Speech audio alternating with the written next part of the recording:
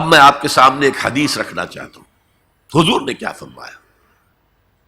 ایک حدیث سنا چکا ہوں آپ کو، عن عثمان بن عفان رضی اللہ تعالی عنہ قال قال رسول اللہ صلی اللہ علیہ وسلم خیرکم من تعلم القرآن وعلمہ، تم میں سے بہترین لوگ وہ ہیں جو قرآن سیکھیں اور سکھائیں۔ یہ حدیث بڑی عجیب ہے، یہ ترمذی میں بھی ہے اور دارمی میں ہے، اور اس کے راوی حضرت علی ہیں رضی اللہ تعالی عنہ۔ عن علی رضی اللہ عنہ قال، حضرت علی فرماتے ہیں انی سمعت رسول اللہ صلی اللہ علیہ وسلم یقول، میں نے سنا اللہ کے رسول صلی اللہ علیہ وسلم کو یہ کہتے ہوئے، انہا ستکون فتنۃ، ان قریب ایک بہت بڑا فتنہ رونما ہوگا۔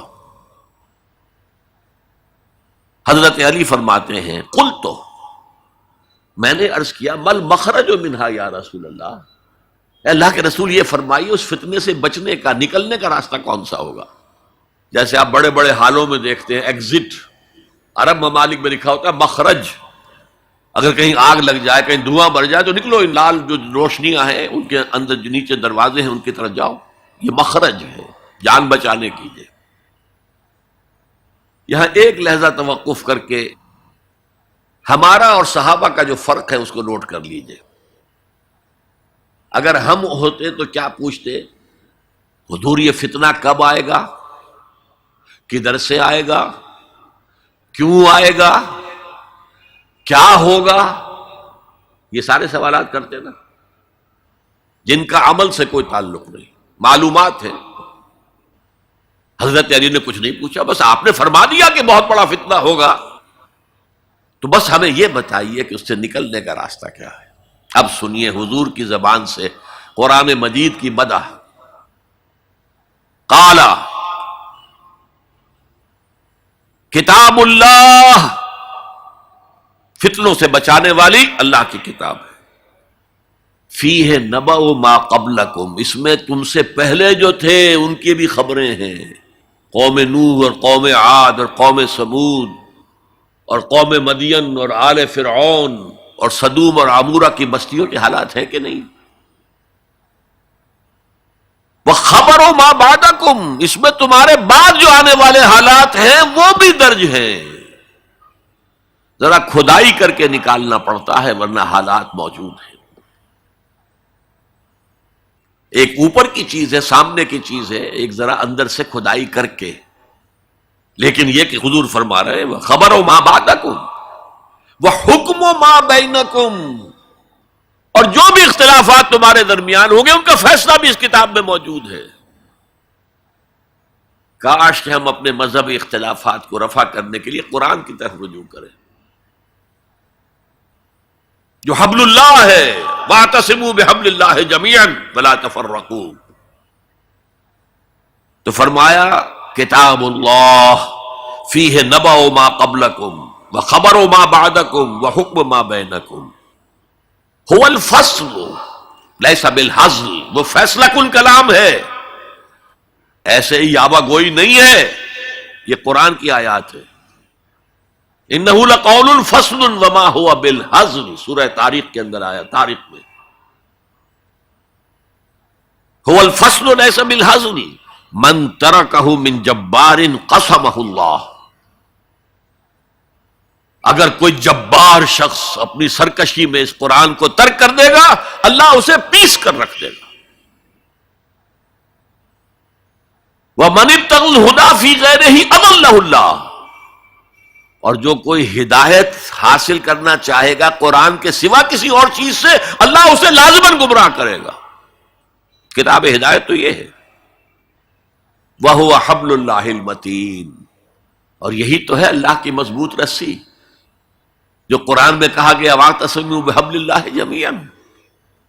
میں نے ایک موقع پر اس آیت کا استہزاء کرتے ہوئے سنا تھا پاکستان کے شہر لاہور میں، جب 1973 یا 74 میں عالم اسلام کی سمٹ کانفرنس ہوئی تھی لاہور میں، تو یہ آیت وَاعْتَصِمُوا بِحَبْلِ اللَّهِ ہر ٹیکسی کے اوپر، ہر رکشہ کے پیچھے لکھی ہوئی ہوتی تھی، اور وہ اس کے بینر لگے ہوئے تھے۔ تو میری کوئی کتاب ایک پریس میں تھی، میں اس کے لیے جلدی کے لیے کہنے کے لیے کہ جلدی شائع کرو، وہاں گیا تو وہاں ایک صاحب تھے آزاد کشمیر کے محکمہ اطلاعات کے بہت بڑے افسر، اور وہ کہہ رہے تھے کیا محمل کلام ہے، کہاں ہے وہ رسی، کس کو پکڑے؟ انا للہ و انا الیہ راجعون۔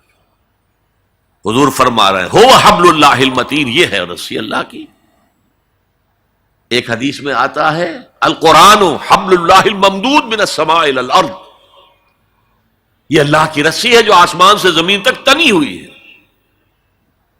ایک اور حدیث بہت پیاری ہے، میں آپ کو بتائے بغیر نہیں رہ سکتا۔ حضور اپنے حجرے سے برآمد ہوئے تو آپ نے دیکھا مسجد نبوی کے ایک کونے میں صحابہ بیٹھے ہیں، قرآن کا مذاکرہ کر رہے ہیں۔ مذاکرہ ایک ہوتا ہے درس، ایک شخص بول رہا ہے دوسرے سن رہے ہیں، یہ نہیں، مذاکرہ آپس میں۔ حضور کے چہرے پر بشاشت کے آثار ظاہر ہوئے، آپ چل کر آئے، آپ نے ایک سوال کیا عجیب، الستم تشہدون، کیا آپ لوگ اس کی گواہی نہیں دیتے اللہ الہ الا اللہ وانی رسول اللہ ہے وہذا القرآن جاء من عند اللہ، کیا آپ لوگ اس کی گواہی نہیں دیتے کہ اللہ کے سوا کوئی معبود نہیں اور میں اللہ کا رسول ہوں اور یہ قرآن اللہ کے پاس سے آیا ہے؟ جواب کیا تھا؟ بلا یا رسول اللہ، بلا یا رسول اللہ، بلا یا رسول اللہ، اللہ کے رسول کیوں نہیں، ہم گواہی دیتے ہیں۔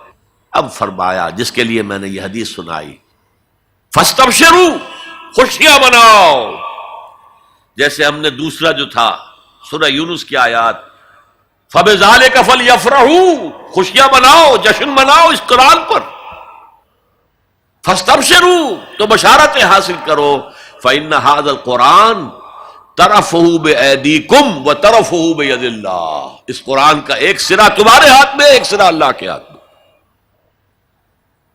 تو فرمایا هو الذکر الحکیم، جو قرآن کہتا ہے ذکر کرو ذکر کرو، کھڑے بیٹھے، سب سے بڑا ذکر قرآن ہے۔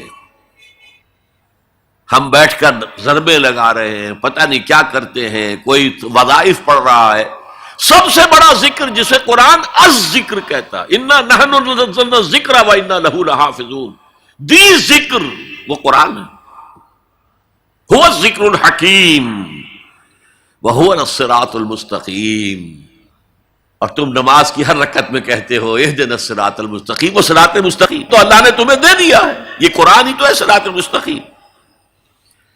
پھر دیکھیے اس میں وہ قرآن مجید کا انداز ہے، دو دو تین تین آیات ایک طرح سے قوافی کے ساتھ آ رہی ہے۔ هُوَ الَّذِي لَا تَزِيغُ بِهِ الْأَهْوَاءُ، یہ وہ شے ہے کہ جس کے ہوتے ہوئے خواہش نفس آپ کو کج نہیں ہونے دے گی، زیغ نہیں آئے گا اس کے ساتھ، اس کے ہوتے ہوئے کبھی کجی نہیں آئے گی تمہارے اندر۔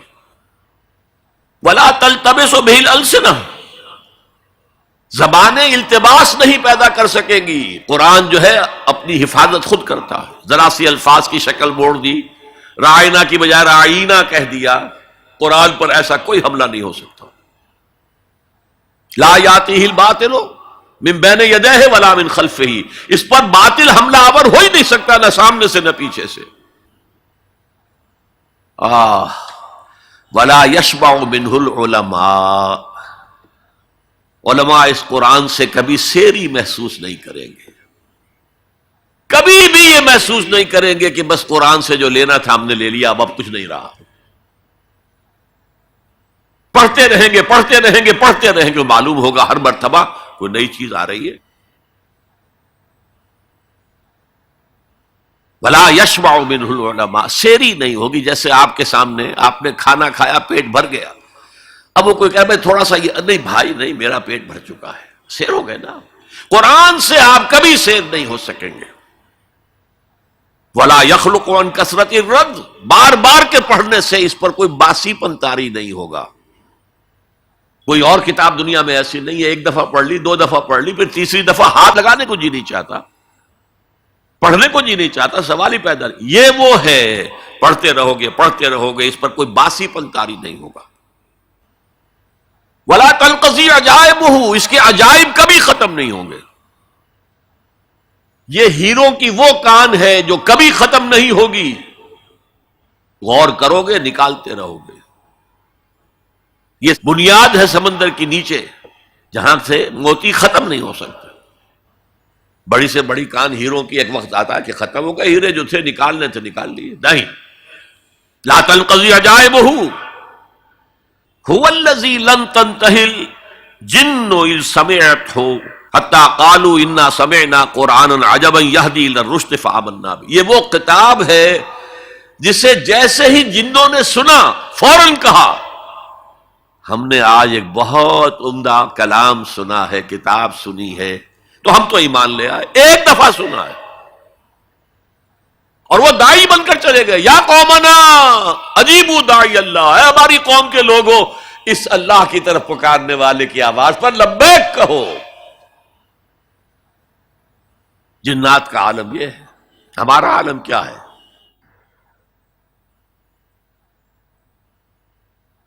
اب 4 جملے جو آئے ہیں وہ اس حدیث کے اندر جو اہم ترین چیز ہے وہ ہے من قال بہ صدق. جس نے کوئی بات اس قرآن کی بنیاد پر کہی اس نے سچ کہا. ومن عمل بہ اجر، جس نے اس پر عمل کیا اس کا اجر محفوظ. ومن حکم بہ عدل، اور جس نے اس کی بنیاد پر کوئی فیصلہ کیا اس نے عدل کیا. اور آخری جملہ کاش کہ اس کا مصداق اللہ مجھے بھی اور آپ کو بھی بنا دے. وَمَن دَعَا إِلَيْهِ هُدِيَ إِلَىٰ صِرَاطٍ مُسْتَقِيمٍ، جو اس قرآن کی طرف لوگوں کو بلائے گا کسی اور کو ہدایت ہو نہ ہو اس کی ہدایت ہو گئی. یہ حدیث ترمذی اور دارمی کی ہے، لیکن اسی حدیث کا ایک ورژن وہ ہے جو طبرانی کی معجم کبیر میں آیا ہے، اور اس میں یہ یوں آئی ہے حضرت جبرائیل نے حضور سے کہا یا محمد صلی اللہ علیہ وسلم امتک بعدک، آپ کے بعد آپ کی امت کا کیا حال ہوگا، کون سہارا ہوگا؟ حضور نے فرمایا مل مخرج منہا یا جبرائیل، اے جبرائیل تم ہی بتاؤ اس مسئلے کا حل کیا ہے، نکلنے کا راستہ کون سا ہے؟ تب حضرت جبرائیل نے یہ ساری حدیث پڑھی. گویا کہ اس کے راوی اول حضرت جبرائیل ہے، راوی ثانی حضور ہے، راوی ثالث حضرت علی ہے رضی اللہ تعالی.